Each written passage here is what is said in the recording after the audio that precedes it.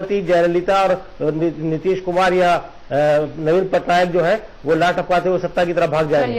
इतनी बड़ी शख्सियत अभी वो नहीं है। अभी उन्हें बहुत कुछ सीखना है केंद्रीय राजनीति में। और पिछले 10-12 दिन में जो नरेंद्र मोदी का जो अहंकारी स्वरूप इस देश ने देखा है, जिस तरह की भाषा उन्होंने इस्तेमाल की है, जिस तरह का उनके जो भाषण के अंदर जो बातें जिस तरह से कर रहे हैं, उससे बहुत सारे लोग हैरान हैं।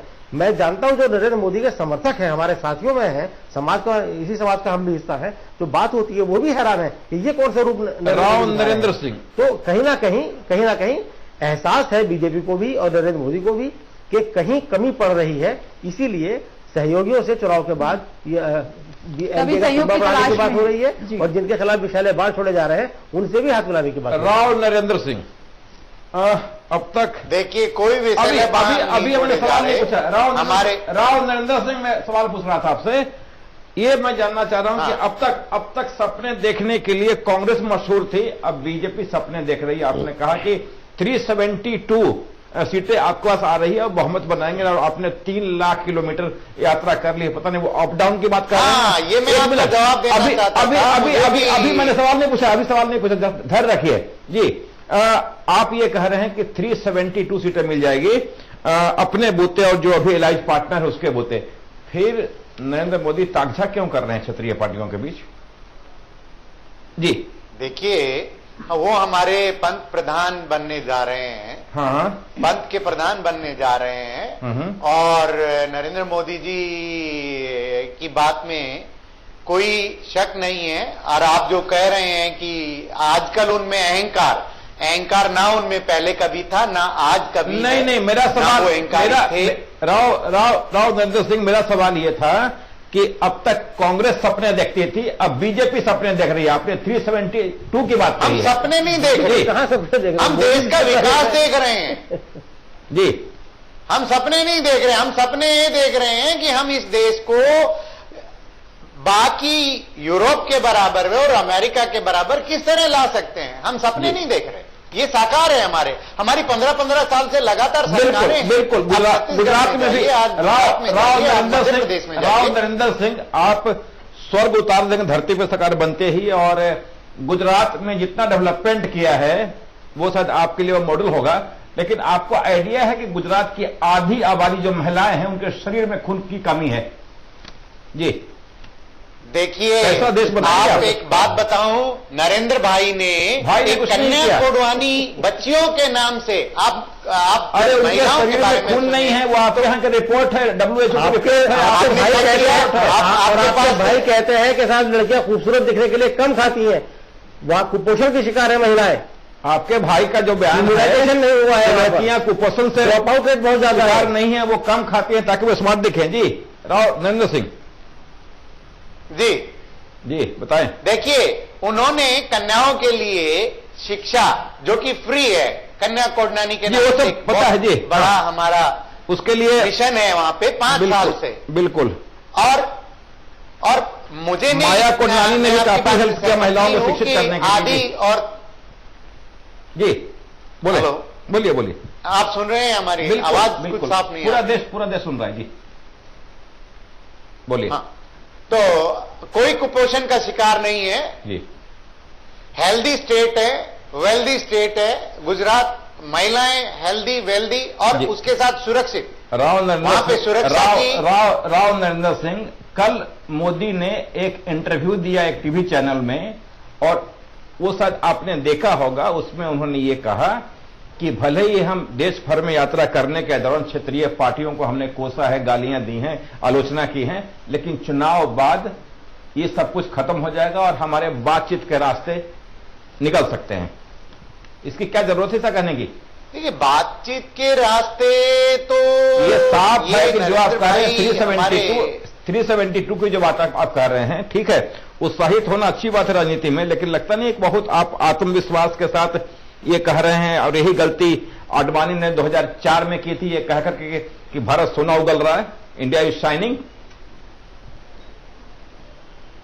तो ये जो आत्मविश्वास है वो तो ठीक है, लेकिन अति आत्मविश्वास शायद आपके लिए खतरनाक हो जाएगा। ये बोलिए। देखिए, अगर हम सेनापति हैं और सेनापति में अगर आत्मविश्वास नहीं होगा तो हम कैसे जीतेंगे? और हमारे आत्मविश्वास की बात पूरा देश भरोसा कर रही है जी। जो आज बच्चा अभी थोड़ी देर पहले मैं एक इंटरव्यू में था, तो हमारी सहयोगी पार्टी की वो सांध्या बजाज बहन ने बताया कि आज एक बच्चा से क्वेश्चन पूछा कि भाई आप देश का प्रधानमंत्री कौन है? बोला देश का प्रधानमंत्री नरेंद्र मोदी जी हैं। इसका मतलब तो बच्चे की शिक्षा उनके टीचर ने कहा कि देश के प्रधानमंत्री, आप हमारी बात सुन रहे हैं ना, आप हमारी पहले सुन लीजिए फिर आप अपनी बताइएगा जी, मेरी बात सुन लीजिए। कौन है टीचर वो? उसका तो बच्चे ने ये लिखा कि हमारा प्रधानमंत्री नरेंद्र मोदी है। कौन सा स्टेट है वो? फिर टीचर ने ये कहा कि ये तो अभी नहीं, अभी तो मनमोहन सिंह जी हैं। बोला नहीं, मैं अगले जून की बात कर रहा हूं। अच्छा, जून की बात कर रहा हूं जी। आपके पास बच्चों में इतना आत्मविश्वास है, तो सेनापति हैं। राव नरेंद्र सिंह, बहुत अच्छी बात आप कर रहे हैं और इतना अति उत्साह से पार्टी के लिए खतरनाक साबित हो सकता है। मैं आपको फिर लौटता हूं। वीरेंद्र सिंह जी, कांग्रेस पार्टी सम्मानजनक हार की लड़ाई लड़ रही है। हारना तय है, जो सर्वे आ रहे हैं, लेकिन एक इज्जत के साथ हारे इसकी लड़ाई आप लड़ रहे हैं। देखिए, मेरा मानना यह है अभी हम ऐसी कोई हार की लड़ाई नहीं लड़ रहे हैं। हम दोबारा से यूपीए 3 की गवर्नमेंट बनाएंगे, ये निश्चित तौर पर है। हम अभी जो अपनी लड़ाइयां, हमारा जो पिछला कार्यकाल रहा है हमारा, उसमें चाहे हमारे जो नेता है राहुल गांधी, उन्होंने जिस प्रकार से भूमि अधिग्रहण आंदोलन में शुरुआत, पिछला कार्यकाल तो बहुत कलंकित रहा है। ऐसा नहीं है, उसमें बहुत सारे अच्छे कार्य जो है हमारी सरकार ने किए हैं जी, और राहुल जी ने उसमें बहुत बढ़ चढ़ के हिस्सा लिया। हम, मेरा मानना है, मैं एनसीआर के नजदीक में रहता हूं और भूमि अधिग्रहण का ये बहुत बड़ा मुद्दा था जी, जिसमें जो है राहुल जी ने शुरुआत करी। उस समय शायद बीजेपी के किसी भी नेता ने शुरुआत नहीं करी। उसमें 10 साल पहले इसके बारे में क्यों नहीं सोचा आपने? पिछले 7-8 साल से ये प्रक्रिया चल रही थी और बीजेपी चुनाव को ठीक पहले उसको अपने बीजेपी ने इसमें रोड़ा लगाया हुआ था, सुषमा स्वराज ने इसमें रोड़ा लगाया हुआ था। वो हमारा जो है, आप ये देखेंगे, भूमि अधिग्रहण से किसानों के लिए बहुत बड़ा एक जो है बिल आया हमारे लिए। उसके अलावा अगर हम देखते हैं, नहीं, हम बात कर रहे हैं, मैं उसी जिस पार्टी में आप हैं उस पार्टी को हम हार की बात नहीं कर रहे। संसद में कितनी सीटें मिल सकती हैं? हम तो मानते हैं हम पूरी जो सरकार बनाएंगे यूपीए 3। और क्या आपके अघोषित प्रत्याशी राहुल गांधी पीएम बन पाएंगे? बिल्कुल, ऐसी हमें उम्मीद है। उम्मीद है, बिल्कुल ऐसी हमें उम्मीद है। विश्वास नहीं है, उम्मीद है। उनको फिर क्यों नहीं अपना प्रोजेक्ट किया? किनको? राहुल गांधी। सीधी सी बात है, हमारी आसपास पूरी पार्टी घूमती है। हमारी पार्टी ने पहले ही विजन क्लियर किया कि भाई हम जब जीत के आते हैं तो एमपी उनको फाइनल करते हैं कि कौन आदमी, जैसे मनमोहन सिंह को किया था। बिल्कुल, जैसे मनमोहन सिंह को किया था। सोनिया गांधी का लिफाफ उनको पहले मिल गया था कि will continue prime minister by the way. ये यूसुफ अंसारी, ये जो सपने देखे जा रहे हैं दोनों दलों से कि हमारी गवर्नमेंट बनेगी, हमारी गवर्नमेंट बनेगी, गवर्नमेंट किसी एक पार्टी की बनती है, साथ एक संगठन का बनता है, एक गठबंधन का बनता है। ये दोनों जब बन जाएंगे तो क्या होगा हाउस का? राजीव जी, सरकार तो एक ही बनेगी। हाँ। और सपने भी एक ही व्यक्ति देख रहा है, उस व्यक्ति के साथ जो समर्थक है वो सपने देख रहे हैं। हाँ। ज्यादा कांग्रेस की बात है। कांग्रेस ने आधा चुनाव गुजरने के बाद कहना शुरू किया कि हमारी सरकार बन रही है। जब कांग्रेस को ये लगा कि कम से कम शर्मनाक हार से अच्छा है ये एक सम्मानजनक हार हो जाए, तब कांग्रेस के जो दिग्गज मैनेजर थे उनको सोनिया गांधी ने ड्यूटी लगाई। इससे पहले कुछ राहुल गांधी की जो सो कॉल्ड युवा टीम है, युवा ब्रिगेड है, वो मैनेजमेंट में लगी हुई थी। जब देख लिया कि साहब उससे काम नहीं बन रहा है, तो तब कांग्रेस के सीनियर नेताओं को झोंका गया कि आप लोग देखिए। और आज कांग्रेस का सारे वर्कर जो है, जो बची कुछ सीटें हैं, वहां पर जाके एक इस पोजीशन में लाने में लगे हुए पार्टी को कि हारने के बाद कम से कम लोग ये ना कहें कि साहब विपक्ष बहुत मजबूत कमजोर रह गया है। तो कांग्रेस की सारी लड़ाई ये है कि किसी तरह 100 का आंकड़ा पार करके 125 तक पहुंचा जाए, ताकि ये लगे कि 125 साल पुरानी पार्टी को कम से कम 125 सीटें तो आई हैं, एक सम्मानजनक हार उसकी हो। यूसुफ जी, आपको लगा नहीं कि कांग्रेस का पूरा ध्यान खानदानी सीट बचाने में लगा रहा? नहीं, चुनाव प्रचार के दौरान कहीं और इतना फोकस नहीं हुआ जितना इन सीटों पर हुआ? नहीं, ऐसी बात नहीं है। खानदानी सीटों को खतरा उनकी नहीं है, उस तरह से खतरा नहीं है। तो कांग्रेस का कोई दूसरा नेता वहां गया भी नहीं प्रचार करने के लिए। राहुल गांधी और प्रियंका गांधी वो उतनी सीटों के लिए काफी है। और जहां तक बात यह है कि बल्कि राहुल गांधी की तरफ से इंस्ट्रक्शन होते हैं कि वहां पर बड़े नेताओं की ड्यूटी ना लगाई जाए, ना सोनिया गांधी की यहाँ पर और ना वहां पर। यह गलत बात है। बात यह है कि जिन सवाल से कर सकते हैं, ये भी मे भी बहुत सारी संभावनाएं होती है राजनीति के अंदर। कांग्रेस में अब जो बाद में इधर 3-4 चरणों से जो लास्ट के हुए हैं, वहां पर एक कोशिश है कि उन सीटों पर ज्यादा जोर दिया जाए जो जरा सा जोर लगा के जीती जा सकती है। तो जो पहले फेज के चुनाव हुए हैं, दूसरे फेज के चुनाव हुए, वहां से जो नेता फ्री हुए वो अगले चुनाव में चले गए हैं।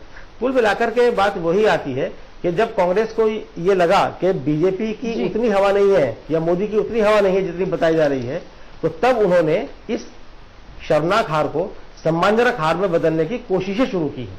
चलिए एक ब्रेक के लिए यहां पर रुकना होगा, ब्रेक के बाद भी चर्चा हमारी जारी है और ब्रेक के बाद सवाल होगा राव नरेंद्र सिंह जी से। एक छोटा सा ब्रेक, फौरन लौट रहे हैं।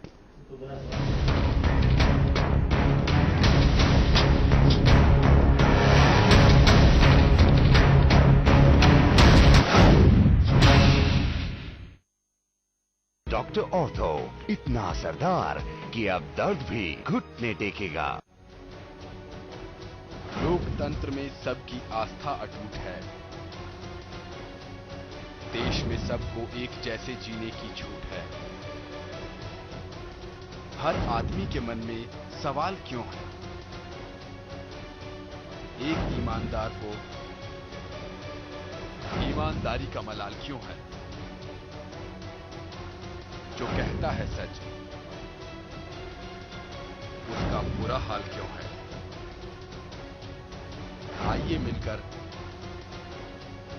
इस हालात को बदलें। आपके पास है लोकतंत्र का सबसे बड़ा हथियार, वोट देने का अधिकार। अपने अधिकार का उपयोग करें, वोट दें। चैनल 1 जनहित में जारी।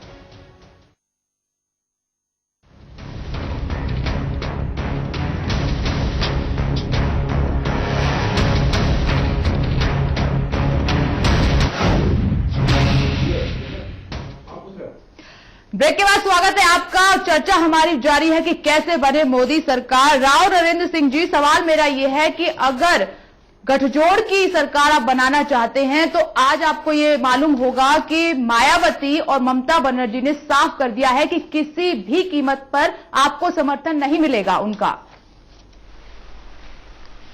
देखिए, मेरा व्यक्तिगत ये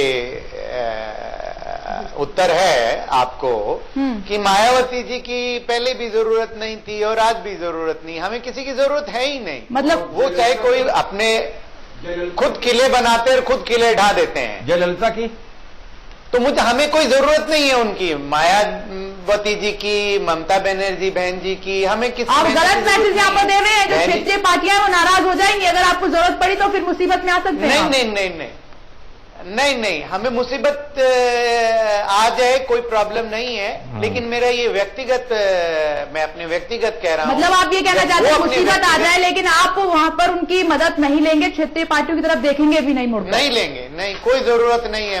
राव नरेंद्र सिंह, हमारे अलायंसेज काफी हैं। राव नरेंद्र सिंह, अगर अति उत्साह रात होते होते खत्म हो जाए आपका, तो कभी आपको ये लगता है कि जयललिता आपकी मदद के लिए आगे आ रही हैं और आपको सपोर्ट लेना चाहिए?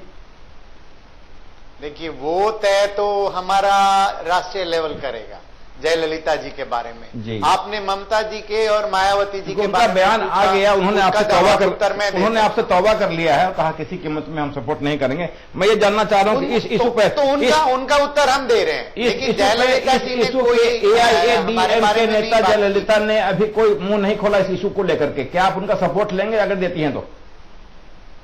देखिए, वो हमारे राष्ट्रीय लेवल, जो हमारे राष्ट्रीय नेता हैं वो तय करेंगे। जी, और आपको बता देंगे। हाँ, हम तय करेंगे और आपको बता देंगे। मायावती से ले लेना, ये उन्होंने तय कर दिया है। एक अभी आपको नहीं, हमें जरूरत नहीं है मायावती जी। बिल्कुल अभी आपको लौट रहे हैं। बहन जी की जरूरत नहीं है। बीरेंद्र सिंह, ये पहला चुनाव है जब आप, ये कांग्रेसियों में वीरेंद्र सिंह जी और मैं अभी आपको ले सकते हैं। ये राव नरेंद्र सिंह अभी आपको आ रहे हैं। जी, वीरेंद्र सिंह, कांग्रेस पार्टी के किसी भी बड़े नेता ने, जो जिनका ब्रांड है, अगर हम बात करते हैं राहुल गांधी की या सोनिया गांधी की, लोगों ने किसी मंच से यह नहीं कहा कि हम गवर्नमेंट बनाने जा रहे हैं। आप कह रहे हैं कि यूपीए 3 बनने की, किसी फोरम से आपके पार्टी के नेता इस चुनाव में क्लेम नहीं कर रहे हैं कि हम गवर्नमेंट बनाएंगे। आपका ये जो आकलन है कि हम गवर्नमेंट बनाने जा रहे हैं, ये मन बहलाने वाला है या ऐसे ही? नहीं नहीं, सबसे बड़ी बात तो यह है, मैं खुद राहुल जी की रैली में यहाँ गाजियाबाद भी था और मैं आगरा में भी था, और राहुल जी ने खुद इस बात को एक्सेप्ट किया था कि हाँ आप पुराना जो है वीडियो चला के अगर देखेंगे उसके अंदर कि हम यूपी 3 की गवर्नमेंट बनाने जा रहे हैं। रही बात यह है कि बीजेपी सिर्फ अपना अकेला चलना चाहती है और वो कभी किसी को साथ लेके नहीं चलना चाहती। आप देखेंगे पिछले उनके नेता